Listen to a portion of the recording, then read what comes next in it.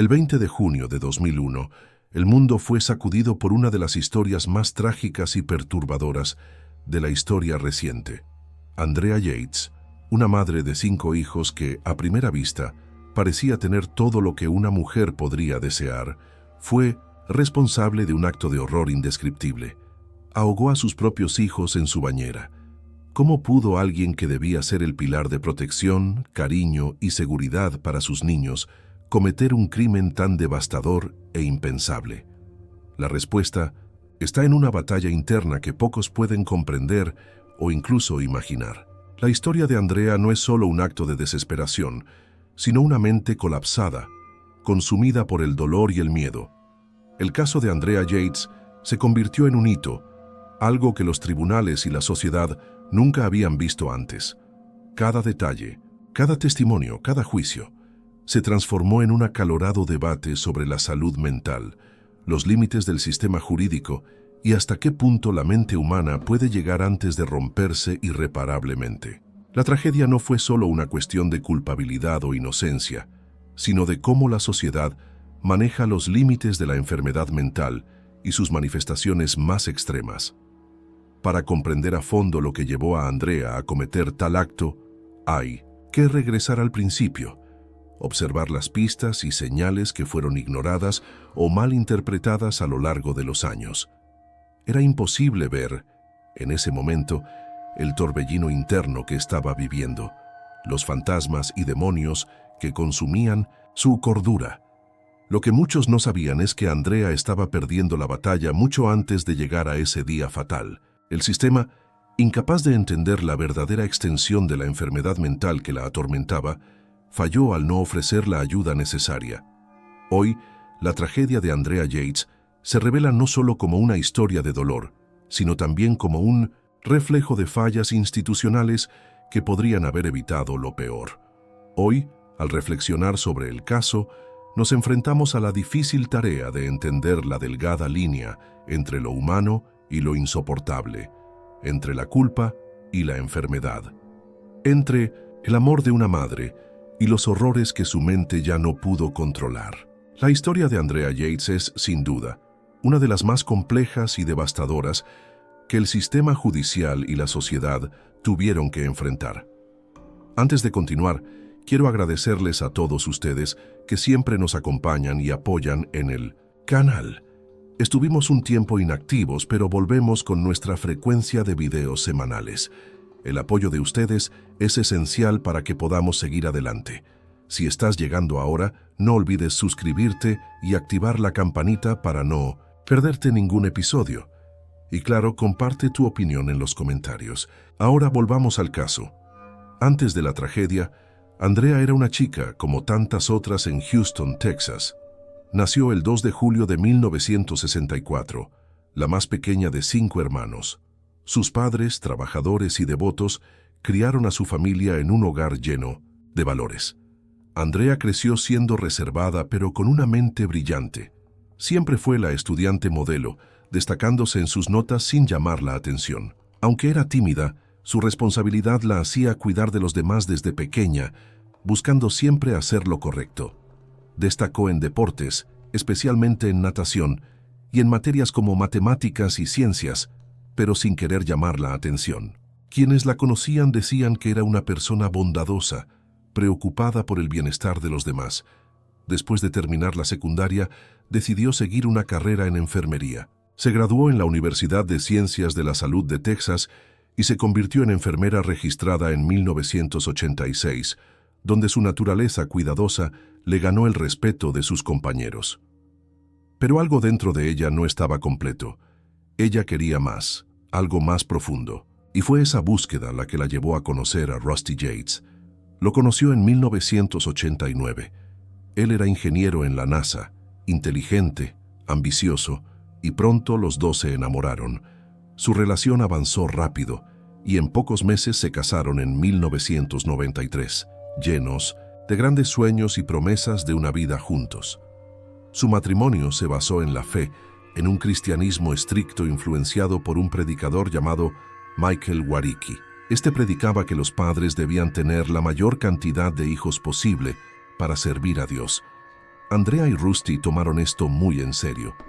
Decidieron tener el mayor número de hijos posible, creando un hogar lleno de amor, pero también de fe y disciplina, reflejo de su compromiso con sus creencias.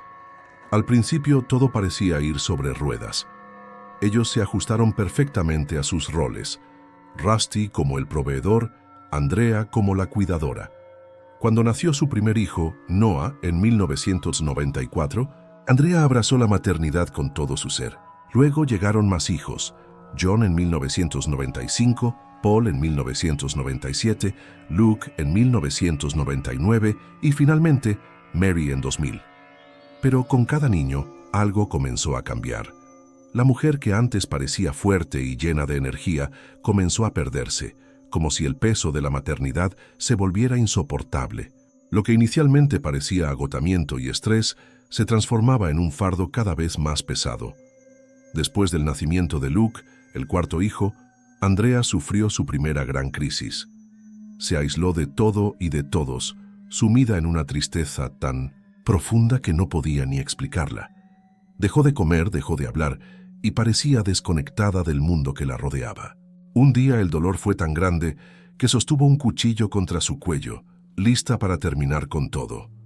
Fue Rusty quien la encontró a tiempo, evitando lo peor y llevándola al hospital.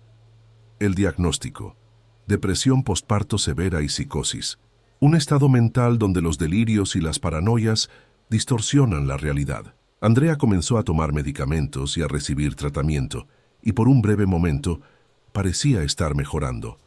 Pero las señales de alerta ya estaban presentes, y los médicos fueron claros. Tener más hijos no era una buena idea. La preocupación era que un embarazo más podría empeorar aún más su estado.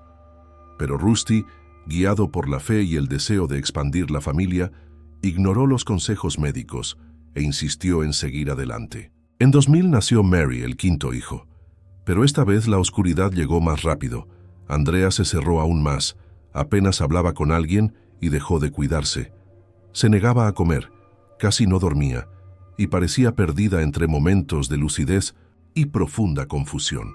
Una vez más fue internada, esta vez en una institución psiquiátrica, donde le administraron medicamentos antipsicóticos, pero el ciclo continuó, pequeñas mejorías seguidas de caídas drásticas, como si estuviera descendiendo a un abismo sin fin. Rusty creía que Andrea solo necesitaba más apoyo, que la fe podría guiarla. Entonces, decidió que la familia debía vivir de una manera más simple y se mudaron a un remolque. Pero, en lugar de aliviarla, el aislamiento solo intensificó la crisis de Andrea. Su condición empeoró. Comenzó a tener visiones y a creer que estaba fallando como madre, que no podía cuidar a sus hijos.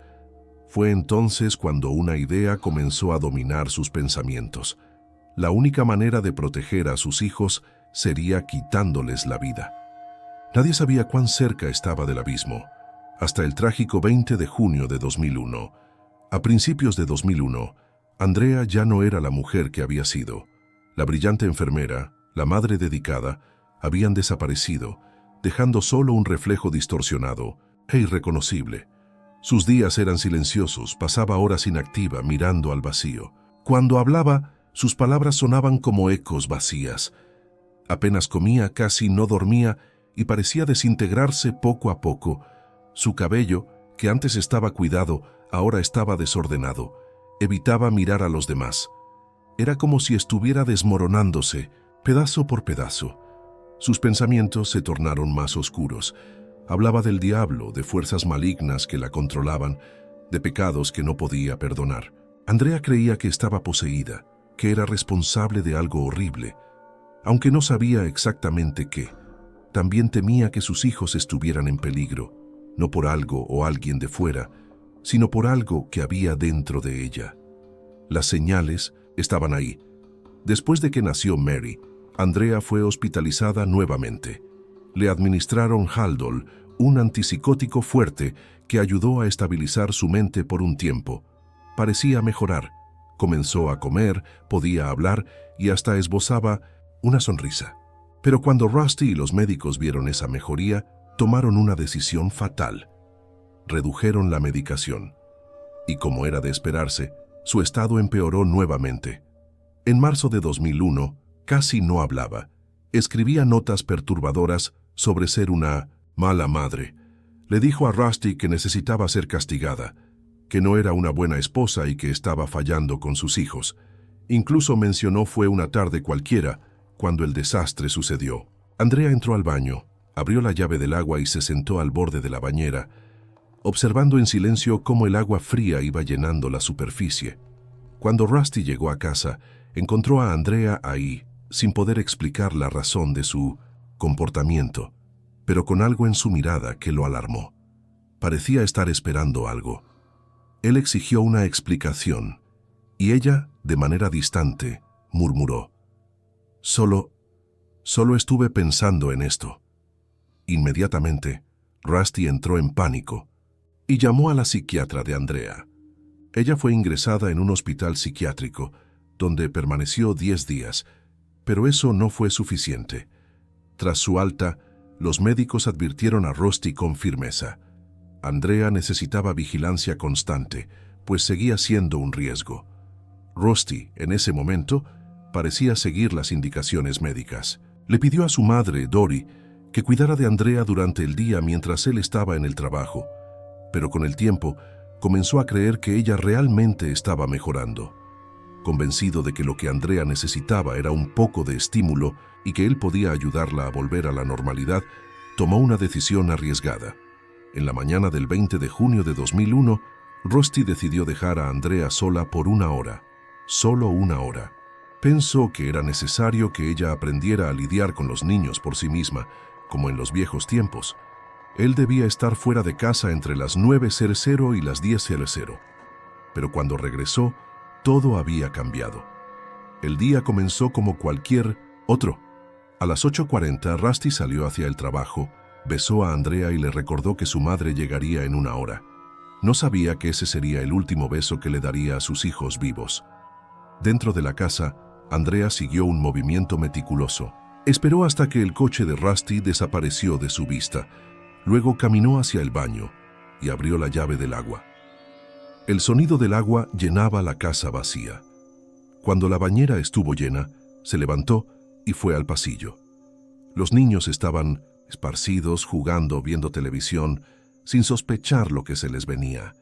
Comenzó con John, el niño de 5 años. Estaba en la cocina comiendo cereal y no opuso resistencia cuando su madre tomó su mano y lo llevó al baño.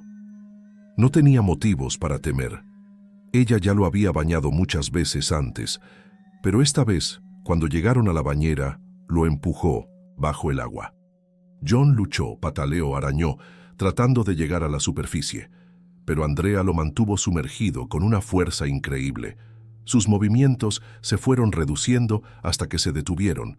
Lo levantó suavemente del agua y lo colocó en la cama. Luego le tocó el turno a Paul, y el ciclo siguió. Luke, Mary y finalmente Noah. Noah, el mayor de 7 años, se dio cuenta de lo que estaba pasando. Cuando ella lo tomó, intentó correr. Logró llegar a la sala antes de que ella lo alcanzara, gritando por ayuda. Pero no había nadie para escuchar. Luchó, pero al final no tuvo oportunidad contra la fuerza de su madre. Cuando terminó, Andrea colocó los cuerpos sin vida de sus hijos en la cama, cubriéndolos con una sábana. Luego tomó el teléfono y llamó al 911.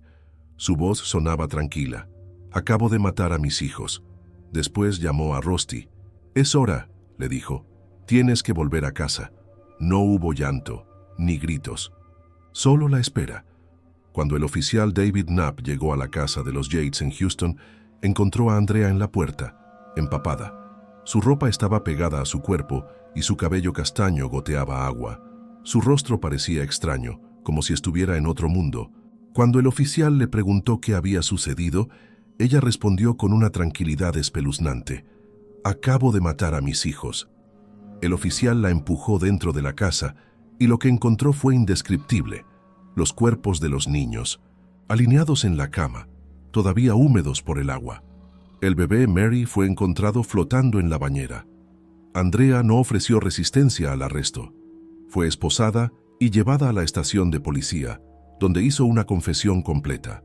Les dijo a los investigadores que ahogó a sus hijos para salvarlos de Satanás, convencida de que era una madre terrible y que, si los dejaba vivir, crecerían condenados al infierno. Explicó cómo había encerrado al perro de la familia para que no interfiriera. Con meticulosidad, ahogó a cada niño, comenzando por el más pequeño. Cuando Noah, el mayor, vio a sus hermanos flotando sin vida, intentó huir, pero Andrea lo alcanzó. Luchó, pero ella lo dominó. Sus últimas palabras, antes de ser sumergido, fueron desgarradoras. «Lo siento». Cuando Rusty Yates llegó a casa, fue recibido por una escena que nunca imaginó. La calle estaba llena de coches de policía. Vio a Andrea sentada en el banco trasero de una patrulla, mirando al frente, sin mostrar emoción alguna. Al preguntar a los oficiales qué había sucedido, el horror se apoderó de él cuando comprendió la verdad. Andrea fue llevada bajo custodia y registrada en la cárcel del condado de Harris, donde no pudo obtener fianza. Durante todo el proceso, nunca hizo una pregunta sobre sus hijos, ni mostró afecto o arrepentimiento. Su foto de prisión de ese día quedó grabada en la historia como una de las imágenes más perturbadoras del caso. Su rostro vacío, sus ojos oscuros y perdidos. El mundo estaba a punto de ser testigo de uno de los juicios más impactantes en la historia de Estados Unidos. En el tribunal, el silencio reinaba en la sala. Andrea fue conducida hasta su asiento, donde se sentó con una mirada distante, como si estuviera fuera de sí. El mundo ya había formado su opinión sobre ella. Para muchos era un monstruo, una mujer que, sin dudarlo, arrebató la vida de sus 5 hijos inocentes. La acusación no tardó en pintar este retrato. El juicio comenzó en febrero de 2002, menos de un año después del asesinato. El estado de Texas la acusó de asesinato capital, pidiendo la pena de muerte. La acusación alegó que Andrea estaba plenamente consciente de sus acciones, que esperó a que Rusty se fuera al trabajo y de manera meticulosa ahogó a cada niño, uno a uno, asegurándose de que no quedaran sobrevivientes. El jurado se enfrentó a grabaciones de la llamada al 911 y la interrogación policial, viendo horas de filmaciones donde Andrea hablaba sin emoción, describiendo cada detalle de lo que había hecho. La acusación trajo al Dr. Park Dietz, psiquiatra forense, para testificar. Él afirmó que Andrea se había inspirado en un episodio de Law and Order, donde una madre ahogaba a sus hijos y se libraba de una defensa de locura. Sin embargo, la defensa impugnó esa narrativa. Argumentaron que Andrea no era una asesina fría, sino una mujer que sufría de una psicosis posparto severa. Presentaron registros médicos que mostraban su historial de hospitalizaciones, depresión e intentos previos de suicidio. Describieron la lucha interna de Andrea, que creía ser una madre terrible, que había arruinado las almas de sus hijos y que la única manera de salvarlos era con su muerte. Ella estaba convencida de que, si los dejaba vivir, serían condenados al infierno. La defensa destacó que Andrea había sido medicada con Haldol, un potente antipsicótico que la había ayudado en otros momentos, pero que su médico la había retirado de la medicación solo unas semanas antes de los asesinatos. A pesar de todo el drama en el tribunal, el jurado no quedó convencido. El 12 de marzo de 2002, tras solo 4 horas de deliberación, regresaron con el veredicto: culpable por asesinato capital. Andrea fue condenada a prisión perpetua, con posibilidad de libertad condicional después de 40 años. Para muchos, la justicia se había hecho, pero el caso estaba lejos de terminar. En un giro sorprendente, salió a la luz una revelación bomba. El Dr. Park Dietz, principal testigo de la acusación, había mentido. El episodio de Law and Order que él alegó haber inspirado a Andrea nunca existió. No había tal episodio. La defensa rápidamente apeló al veredicto, argumentando que el falso testimonio de Dietz había engañado al jurado, haciéndoles creer que Andrea era calculadora y manipuladora. Si hubieran sabido la verdad, tal vez habrían visto a Andrea como una mujer profundamente perturbada, en lugar de una asesina premeditada. En 2005, el Tribunal de Apelaciones de Texas anuló la condena de Andrea, ordenando un nuevo juicio. El segundo juicio comenzó en junio de 2006, años después del primero. Esta vez, la acusación retiró la pena de muerte. La defensa presentó nuevas pruebas y argumentos más sólidos. Mostraron evaluaciones psiquiátricas, registros médicos y testimonios de expertos que destacaban una única verdad. Andrea Yates estaba insana en el momento del crimen. Demostraron cómo había sido hospitalizada al menos 5 veces, cómo su enfermedad mental era grave y documentada, y cómo su propio médico había advertido a Rusty que ella nunca debía ser dejada sola con los niños. La defensa explicó cómo Andrea sufría de psicosis posparto, una condición rara y devastadora que causaba alucinaciones, delirios y pensamientos irracionales. Ella creía que Satanás estaba dentro de ella y que matar a sus hijos era la única manera de salvarlos. El 26 de julio de 2006, tras 3 días de deliberación, el jurado llegó a un nuevo veredicto. Esta vez, Andrea fue declarada no culpable por motivo de insanidad. En lugar de ser presa, fue enviada al Hospital Estatal de Kvile, una institución psiquiátrica de máxima seguridad, donde permanecería indefinidamente recibiendo tratamiento para su enfermedad mental. La decisión generó un debate nacional. Para algunos, finalmente se había hecho justicia, ya que Andrea necesitaba atención médica para su grave enfermedad mental y no prisión. Sin embargo, otros creían que ella había escapado de un castigo justo por un crimen impensable e imperdonable. Hasta hoy, el caso de Andrea Yates sigue siendo uno de los debates legales más controversiales de la historia estadounidense. Desde 2006, Andrea Yates vive en el Hospital Estatal de Kvile, una instalación psiquiátrica de máxima seguridad en Texas. A diferencia de una prisión, no es un lugar de castigo, sino de tratamiento. No hay la misma disciplina estricta ni castigos severos que en una prisión común.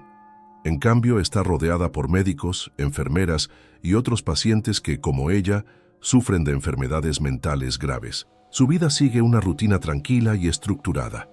Toma su medicación regularmente, sigue una rutina diaria y participa en terapias. Algunos informes indican que las alucinaciones y delirios que antes la consumían parecen haber desaparecido con el tiempo, pero en su mente el arrepentimiento nunca la abandona.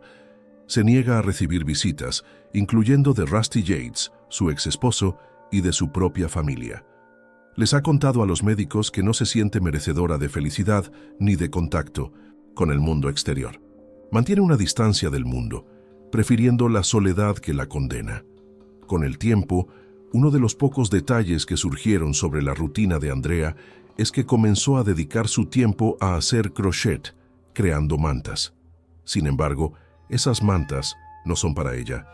Las dona a una institución benéfica local que ayuda a recién nacidos necesitados. Algunos creen que ella fue víctima de su propia mente, una mujer consumida por una psicosis que nunca fue tratada adecuadamente. Otros afirman que la justicia nunca se hizo verdaderamente y que los niños deberían ser el centro de la verdadera justicia. ¿Qué opinas tú?